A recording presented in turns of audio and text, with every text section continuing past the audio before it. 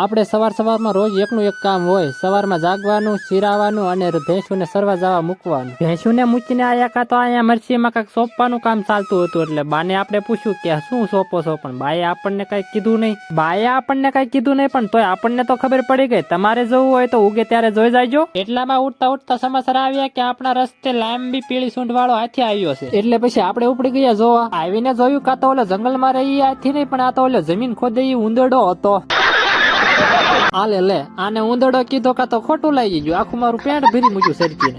देखा आपने लापरवाही का नतीजा। વરસાદના પાણીના કારણે રસ્તો ખરાબ થઈ ગયો હતો. એટલે અમે બધા ગાડીઓ વાળા ભફ થઈ જતા હતા. એટલે બધાને થઈને રસ્તો સારો કરવાનો હતો. થઈ ગયા બપોર એટલે આપણે જમવાનું લઈને દાદાને દેવા ઉપડી ગયા. કલોરાણાથી મારા બા અને મારા દાદા પણ આયા હતા. એટલે બધા બેસી ગયા જમવા. આપણે ઘરમાં રહ્યા બધાથી નાના, એટલે મહેમાન આવે ત્યારે ખિસ્સા તો આપણા જ ભરાય.